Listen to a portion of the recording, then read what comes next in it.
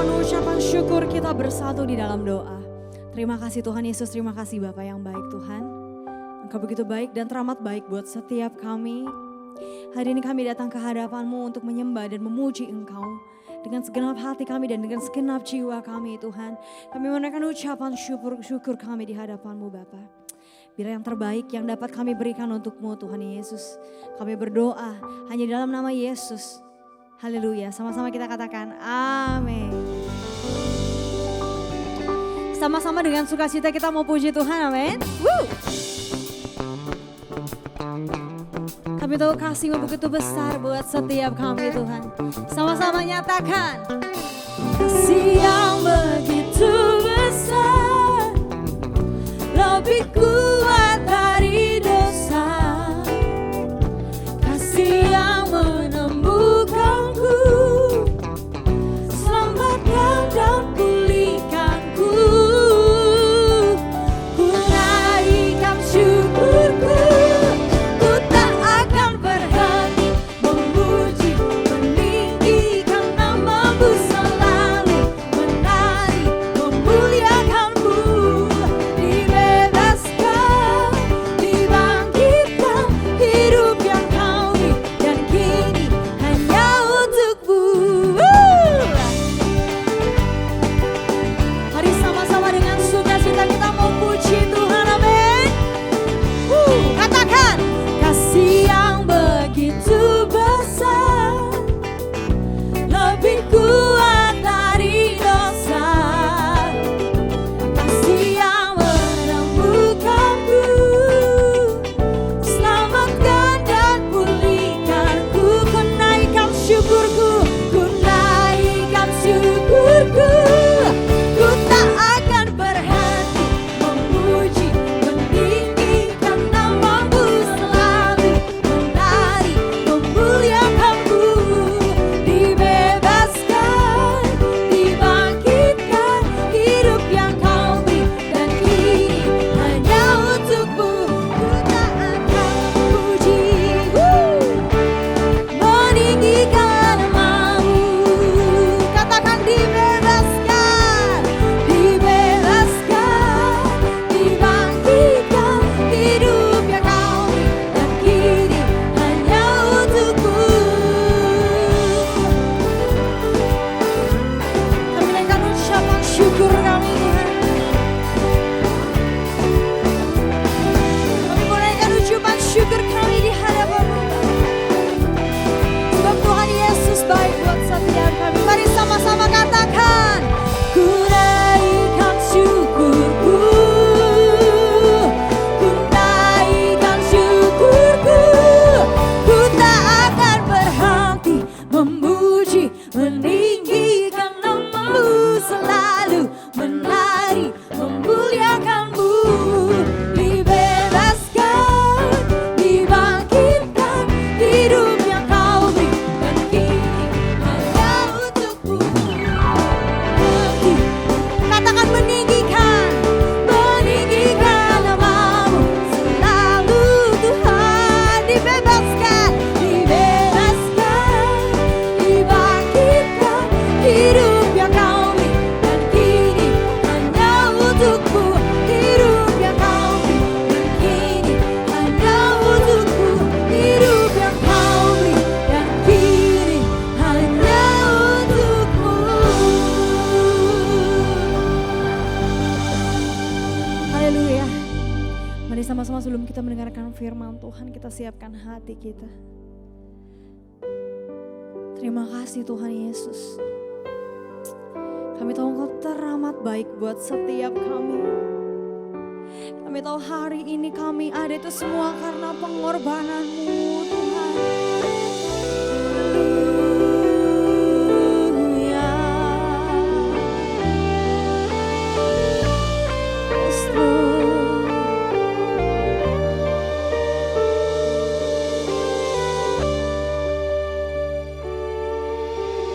Hanya Kau Tuhan di hidupku.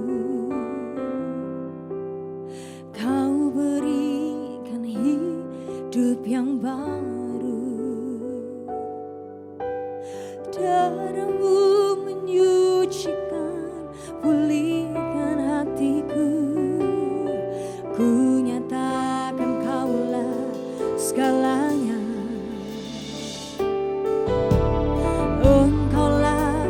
sumber pengharapan. Kuasa-Mu sanggup menyembuhkan. Jiwaku pun berserah hanya kepadamu, Yesus, Kaulah segalanya. Karena salib-Mu ku hidup, karena salib-Mu ku menang. Engkau yang berkuasa sanggup untuk melakukan mujizat-Mu di hidupku.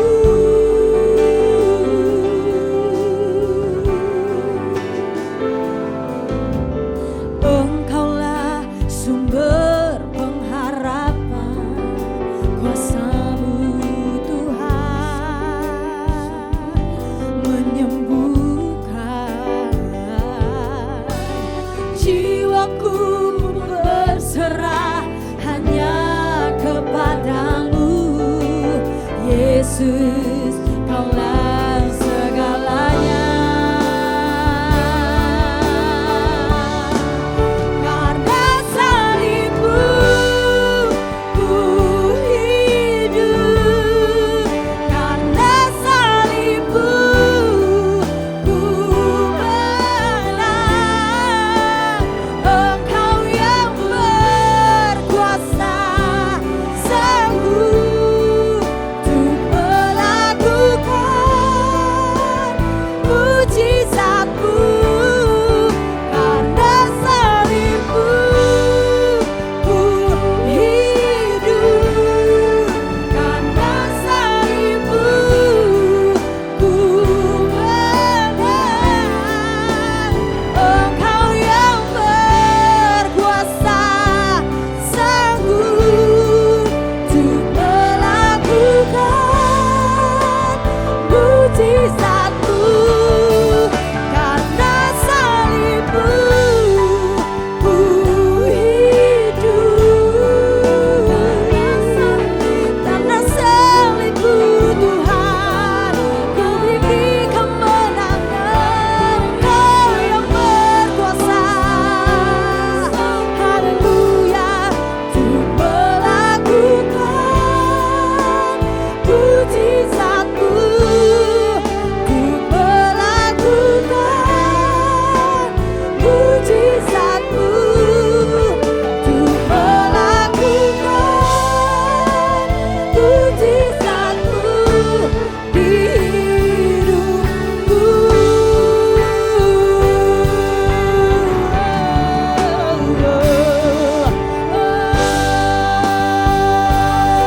Karena salib-Mu Tuhan, karena pengorbanan-Mu, kami ada sampai hari ini. Bukan karena kekuatan kami, bukan karena kehebatan kami, tapi karena pengorbanan-Mu, Yesus. Mari terus naikkan ucapan syukurku. Haleluya.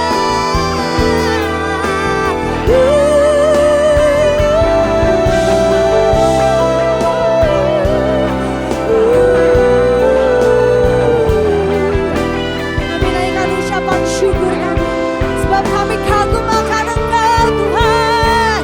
Ku kagum hormat akan Engkau, ku kagum hormat akan Engkau. Amin. Kau Allah yang layak dipuji. Ku kagum akan Engkau, ku kagum hormat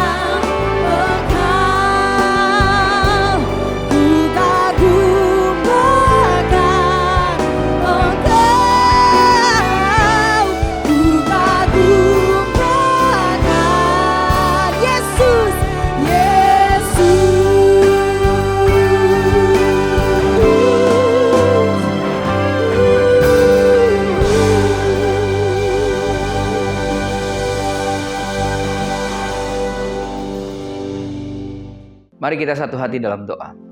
Bapa yang baik, terima kasih buat kasih setia kebaikan Tuhan dalam kehidupan kami.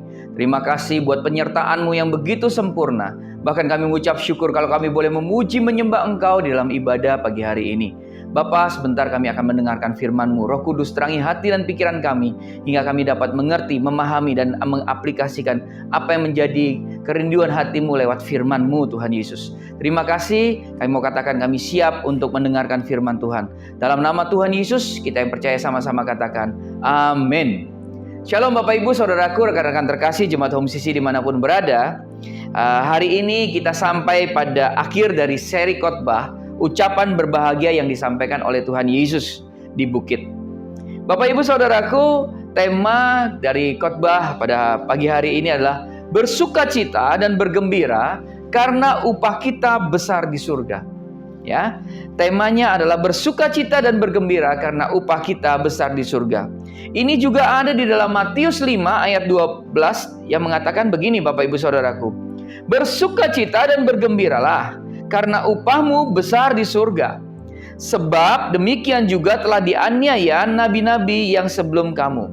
Bapak Ibu Saudaraku, setelah kita belajar 9 ucapan bahagia sebelumnya, kini kita akan belajar ucapan bahagia yang ditutup oleh Tuhan Yesus dengan sebuah janji yang akan diberikan kepada kita. Bila 9 ucapan bahagia sebelumnya menunjukkan sebuah penderitaan yang kita tanggung, maka di ucapan bahagia yang terakhir ini merupakan sebuah reward, ya, atau hadiah yang akan Tuhan berikan kepada kita, anak-anaknya yang setia kepadanya. Katakan amin. Bapak Ibu Saudaraku, Jemaat Home CC dimanapun berada, Tuhan Yesus ingin menunjukkan kepada pendengarnya di masa itu bahwa setiap penderitaan yang dialami dan diterima karena nama Tuhan itu tidak akan pernah sia-sia. Semua penderitaan yang diterima dan dialami karena nama Tuhan akan mendapatkan upahnya. Katakan amin. Tetapi satu hal yang harus kita ketahui adalah bahwa upah yang dijanjikan ini sama sekali bukanlah upah secara materi, seperti kekayaan, popularitas, ya, kemudian kemewahan duniawi. Tuhan Yesus berkata bahwa upah yang akan kita terima ketika kita mendapatkan kemiskinan, duka cita, penganiayaan dan sebagainya, maka upah yang akan kita terima adalah upah yang akan kita nikmati di surga mulia. Katakan amin, Bapak Ibu Saudara. Dari hal ini kita belajar bahwa Tuhan Yesus sama sekali tidak berjanji sesuatu yang dipikirkan oleh para pendengar pengajarannya itu saat itu, ya. Dan para pembaca Injil seperti kita semua. Tidak ada janji kekayaan secara materi sama sekali. Namun celakanya Bapak Ibu Saudaraku, begitu banyak hamba Tuhan yang mengkhotbahkan mengenai tema kemakmuran dan kekayaan. Seolah-olah kita telah mengalami penderitaan yang tidak seharusnya kita tanggung, maka sebagai kompensasinya kita akan mendapatkan kekayaan secara materi dan popularitas di dunia ini. Hal ini Bapak Ibu Saudaraku jelas sama sekali salah dan menyesatkan. Khotbah yang Tuhan Yesus sampaikan ketika itu ternyata sudah begitu menyimpang dengan khotbah para hamba-hamba Tuhan di masa sekarang. Ironisnya lagi adalah, ya, para pendengar memang menyukai khotbah-khotbah yang bertemakan janji-janji kekayaan dan popularitas. Bapak Ibu Saudaraku, bahkan juga seringkali ditampilkan contoh-contoh kesaksian dari seseorang yang telah berhasil secara materi dan menjadi populer, ya. Kemudian menjadi populer seseorang itu karena mengikut Tuhan. Nah, kalau kita lihat dengan mata terbuka, berapa sih banyaknya orang-orang yang pernah bersaksi di mimbar mengenai keberhasilannya di dalam hal kekayaan ataupun popularitasnya. Kemudian mereka redup dan mengalami kebangkrutan. Bahkan tidak sedikit, ya, para artis dan selebritis rohani yang diberikan panggung di mimbar gereja, ternyata di kemudian hari mereka malah meninggalkan iman mereka. Bagaimana kita sebagai anak-anak Tuhan menyikapi hal-hal seperti ini, Bapak Ibu Saudara? Tuhan Yesus tidak pernah menjanjikan sama sekali harta benda yang berlimpah-limpah di dunia. Bahkan semua itu dikejar bangsa-bangsa yang tidak mengenal Allah, kata Tuhan Yesus. Kita buka dalam Matius 6 ayat 32. Matius 6 ayat 32. Semua itu dicari bangsa-bangsa yang tidak mengenal Allah. Akan tetapi Bapamu yang di surga tahu bahwa kamu memerlukan semuanya itu. Ironis bahwa sementara Alkitab mengatakan bahwa semua kekayaan materi itu dicari oleh orang-orang yang tidak mengenal Allah, gereja dan para hamba Tuhan hari-hari ini malah menawarkannya melalui mimbar dan khotbah-khotbahnya. Khotbah yang menjanjikan kemakmuran, khotbah yang menjanjikan kekayaan, khotbah yang menjanjikan popularitas. Dan khotbah-khotbah seperti ini memang sangat diminati oleh para pendengar. Namun seperti yang pernah saya khotbahkan beberapa waktu sebelumnya, ya, bahwa untuk mendapatkan popularitas, untuk mendapatkan kekayaan, orang yang tidak mengenal Tuhan pun dapat melakukannya. Orang ateis sekalipun dapat melakukannya. Ketika seseorang bekerja keras dan meningkatkan skill mereka, maka orang-orang ini akan berhasil di dunia profesional mereka. Sementara anehnya, orang-orang Kristen justru merasa dengan banyak berdoa, dengan banyak sedekah, ya, memberikan persembahan, ya, banyak mengklaim firman Tuhan yang disampaikan, semua ini bisa menggantikan kerja keras. Semua ini bisa menjadi kompensasi. Semua ini bisa mengalahkan kompetisi di dunia kerja. Saya mau katakan sekali, ya, sekalipun ini mungkin pahit untuk didengar Bapak Ibu Saudaraku, bahwa hal-hal rohani tidak dapat menggantikan hal-hal jasmani. Kalau kita ingin sukses, kalau kita ingin diberkati secara materi, maka yang harus kita lakukan adalah bekerja dengan sungguh-sungguh dan minta hikmat serta perlindungan Tuhan. Katakan amin. Sekali lagi, kalau kita ingin sukses, kita ingin diberkati secara materi, maka yang kita lakukan adalah bekerja dengan sungguh-sungguh, minta hikmat serta perlindungan Tuhan dari orang-orang sekitar kita yang jahat. Bukan malah menggantikan kerja keras dengan rajin beribadah, rajin bersedekah, rajin persembahan, rajin berpuasa. Saya mau katakan cara berpikir ini benar-benar menyesatkan banyak orang. Saudara, saya mengetahui bahwa Allah Bapa tentu memberikan yang terbaik buat kita. Amin. Memberikan terbaik dari yang Ia punya kepada diri kita. Namun kita harus melihat bahwa janji-janji itu bukanlah mengenai hal-hal materi. Pada minggu lalu saya sudah sampaikan bagaimana kematian para rasul begitu tragis dalam kacamata manusia. Ya. Bahkan mereka yang taat secara total kepada Tuhan justru mengalami penderitaan, penganiayaan dan kematian yang begitu menyakitkan dan memilukan. Apakah para rasul ini mendapatkan kekayaan secara materi dan kemewahan hidup? Mereka memang menjadi populer, namun bukan karena nama mereka, Bapak Ibu Saudaraku. Mereka menjadi populer karena berani mati demi nama Tuhan Yesus. Bapak Ibu Saudaraku, seharusnya para pengkhotbah di sepanjang masa terus mengkhotbahkan kebenaran firman Tuhan yang sehat. Kebenaran firman Tuhan yang seimbang, tidak menekankan salah satu bagian saja. Demikian juga dengan khotbah yang saya sampaikan. Saya tidak bermaksud mengkhotbahkan tentang Injil penderitaan, bahwa semakin menderita seseorang dalam mengikut Tuhan, maka orang itu adalah orang yang paling berkenan di hadapan Tuhan. Tidak sama sekali. Ini juga saya mau katakan konsep yang sama sekali salah. Di khotbah saya yang lalu, saya sampaikan juga bahwa semua penderitaan yang terjadi oleh karena nama Tuhan, dan bukan sama sekali kita dengan sengaja mencari penderitaan. Saya bukan penganut teologi penderitaan, dan saya juga tidak menganut teologi penderitaan. Bapak Ibu Saudaraku, saya tidak mengecam berkat dan kekayaan. Ya, saya ulangi, saya tidak mengecam berkat dan kekayaan.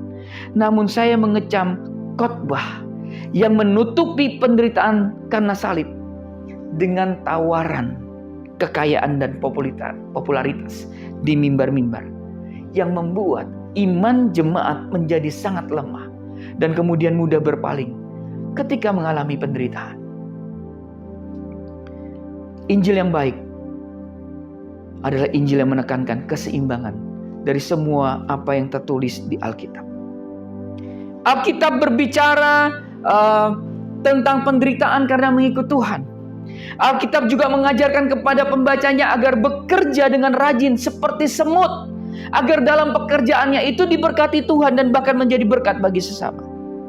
Dan jangan pernah membalik kebenaran firman Tuhan dengan cara berpikir yang salah, bahwa ketaatan kepada Tuhan, rajin beribadah, bersedekah, dan doa dapat menggantikan kerja keras di dunia profesional. Jangan juga berpikir bahwa seseorang yang memiliki banyak berkat materi adalah ciri orang yang benar di hadapan Tuhan. Ini juga salah, Bapak Ibu Saudara. Jangan berpikir bahwa ternyata orang itu kaya, orang itu punya banyak materi, itu adalah orang benar di hadapan Allah. Kesalahan-kesalahan seperti ini begitu banyak terjadi di gereja-gereja karena khotbah yang bombastis mengenai kekayaan dan materi. Kenapa? Karena sangat laku di telinga jemaat. Bapak Ibu Saudaraku, saya berusaha memberikan ajaran yang sehat, sehingga terkadang khotbah yang saya sampaikan menjungkir balikan cara pikir kita. Semakin kita tersentak, hal itu semakin baik. Kenapa? Karena kita membuat kita tersadar dan kesalahan yang selama ini kita alami. Bapak Ibu, mari kita perhatikan. Perhatikan bahwa ketika Tuhan Yesus di masa lalu datang ke dunia dan memberitakan, tujuannya apa? Untuk mati di kayu salib, untuk menyelamatkan manusia. Tuhan Yesus sama sekali tidak mengajarkan para muridnya bagaimana mendapat kekayaan di dunia ini. Tuhan Yesus tidak mengajarkan bagaimana cara menjadi populer dan dikejar oleh banyak orang. Bapak Ibu, di antara segala zaman, mulai dari penciptaan Adam hingga masa saat ini, Tuhan Yesus datang ke dunia hanya satu kali, yaitu kira-kira 2000 tahun yang lalu. Dan di masa yang penting itu, Tuhan Yesus hanya hidup 33,5 tahun. 33,5 tahun.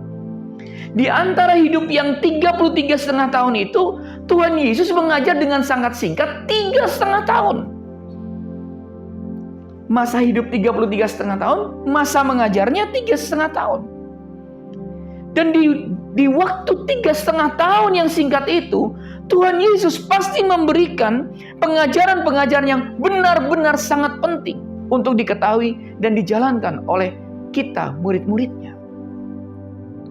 Dan dari semua ajaran yang Tuhan Yesus sampaikan itu, tidak ada, dengarkan baik-baik Bapak Ibu, tidak ada pengajaran yang mengajarkan cara mendapatkan kekayaan dengan mudah. Tidak ada ajaran yang mengajarkan mendapatkan harta duniawi. Tuhan Yesus justru mengajarkan bahwa ada salib yang harus dipikul kalau mengikut Yesus. Ada salib yang harus kita pikul kalau kita mengikuti ajarannya. Ada penderitaan yang harus kita hadapi bila kita berjalan bersama Tuhan. Bapak Ibu Saudaraku, dari hal ini seharusnya kita para pengkhotbah menyadari bahwa Injil yang Tuhan Yesus sampaikan bukanlah Injil murahan. Kenapa saya katakan Injil murahan? Injil murahan adalah Injil yang mengejar hal materi, di mana materi itu pada akhirnya akan hilang dan lenyap. Bapak Ibu Saudaraku, dalam khotbahnya di bukit, Tuhan Yesus tidak menjanjikan satu hal pun yang berkaitan dengan hal-hal yang materi. Bahkan harus merelakan diri kita sebagai anak-anak Tuhan, anak-anaknya, untuk rela dianiaya, dicela, difitnahkan, segala yang jahat, bahkan menderita sampai mati. Tapi menariknya Bapak Ibu Saudaraku, Tuhan Yesus tidak tutup mata terhadap semua penderitaan kita. Melainkan Ia berkata bahwa semua penderitaan yang kita alami akan mendapatkan upah di surga mulia. Katakan amin. Bapak Ibu Saudaraku, mari kita baca dalam Matius 10 ayat 39. Dikatakan begini. Matius 10 ayat 39. Barang siapa mempertahankan nyawanya, ia akan kehilangan nyawanya. Dan barang siapa kehilangan nyawanya karena aku, ya perhatikan, ia akan memperolehnya. Artinya apa? Kalau kita menderita karena nama Yesus, kita akan memperoleh upah kita, yaitu di surga yang mulia. Bapak Ibu Saudaraku, saya mengajak kita semua untuk tetap setia mengikut Tuhan Yesus.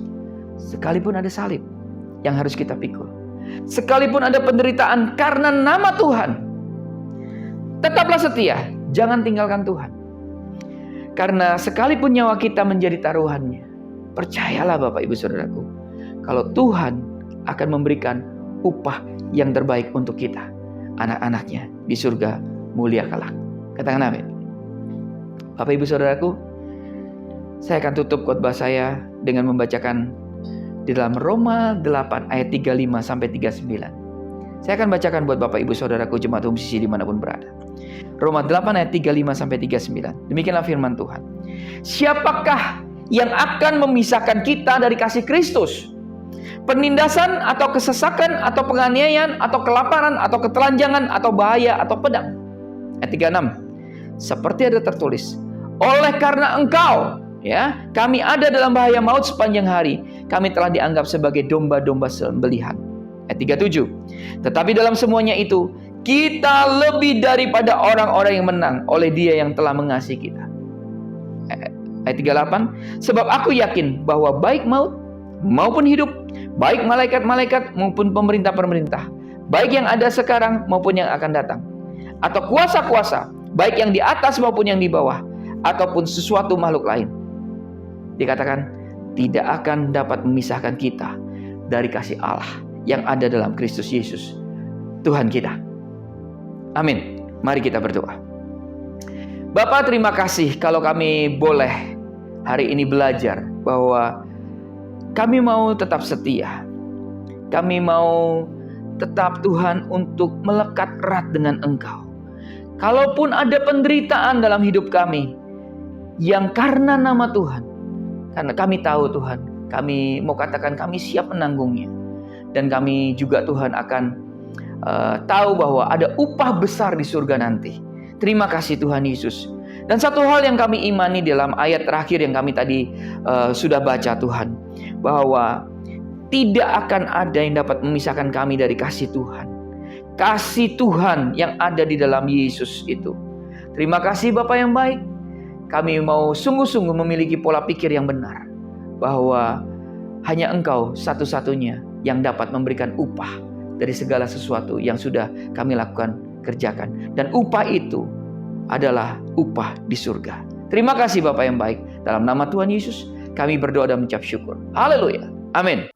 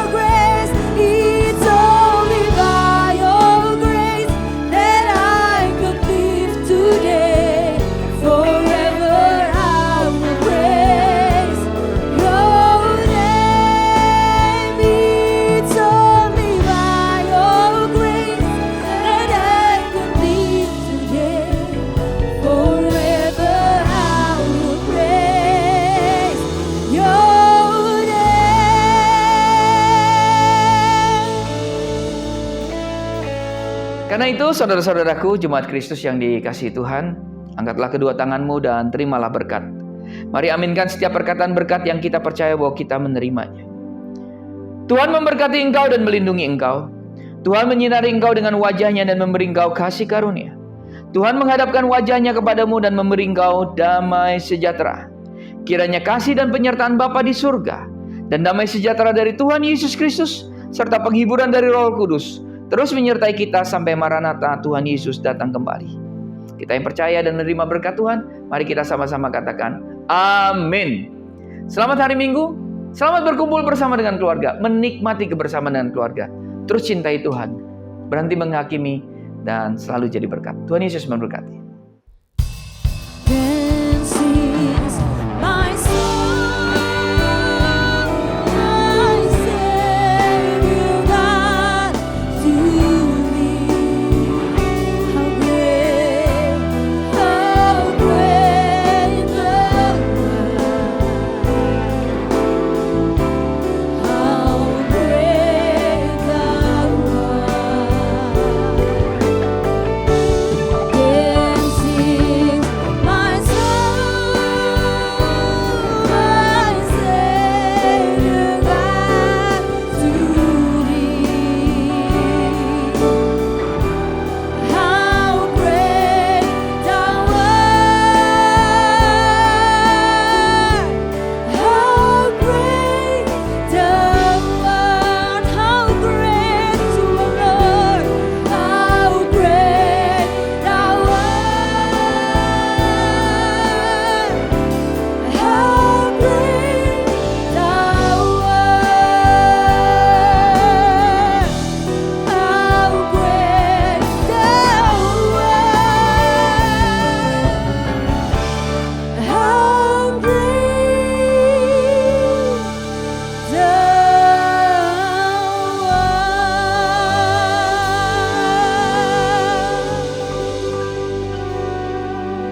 Selamat hari Minggu jemaat Home Sis yang terkasih dalam Tuhan.